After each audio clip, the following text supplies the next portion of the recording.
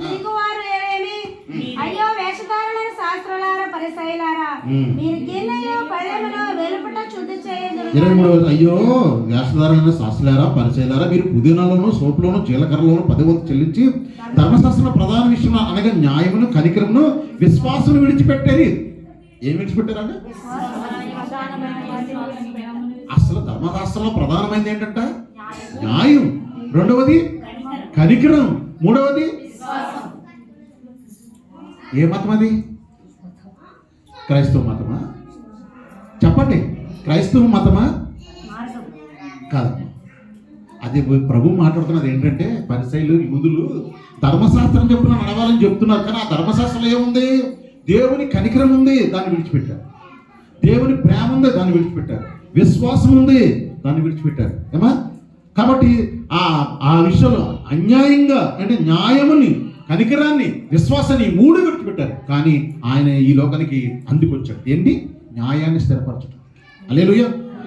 న్యాయ స్థాపన ఈ భూమి మీద స్థాపించడానికి ఆయన ఆది సంభూతుడిగా అంటే సర్వ సృష్టికి ఆధారభూతుడైన వాడు ఈ భూమి వైపు చూసినప్పుడు అది ఎలా ఉందంట?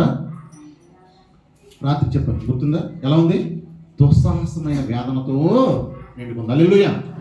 యెషయా గ్రంథము 8వ అధ్యాయము 22వ వచనాన్ని మనం చూసినప్పుడు దేవుడు భూమిని తట్టు తేరి చూశాడు. చూడండి, భూమి తట్టు తేరి చూడగా బాధలను అంధకారమును దుస్సాహమైన వేదన కలిగును, వారు గాఢాంధకారంలోనికి తోలివేయబడరు. హల్లెలూయా.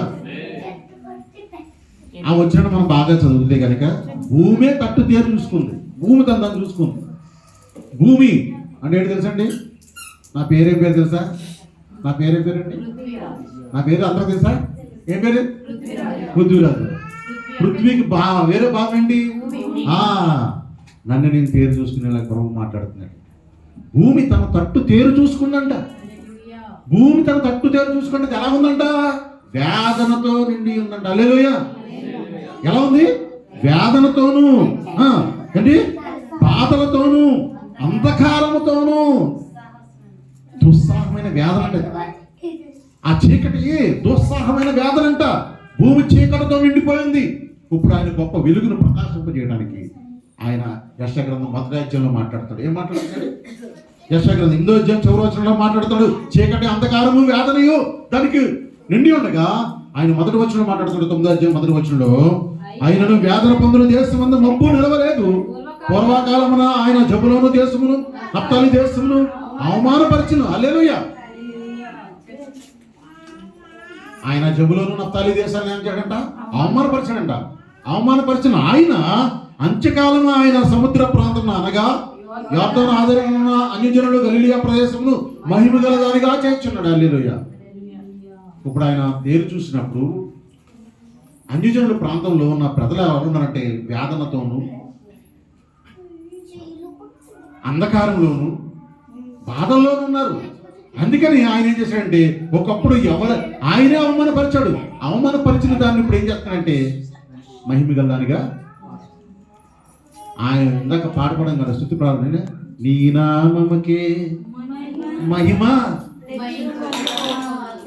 ఆ మహిమను ఆయన మనకు అనుగ్రహిస్తున్నాడు. ఆయనకి ఏ మహిమ ఉన్నదో, తండ్రి ఆకాశము పుట్టక ముందు నీ దగ్గర నాకు ఏ మహిమ ఉన్నదో ఆ మహిమతో ఇప్పుడు వీళ్ళను మహిమపరిచిన ప్రభు ప్రార్థన చేసి హల్లెలూయా. మన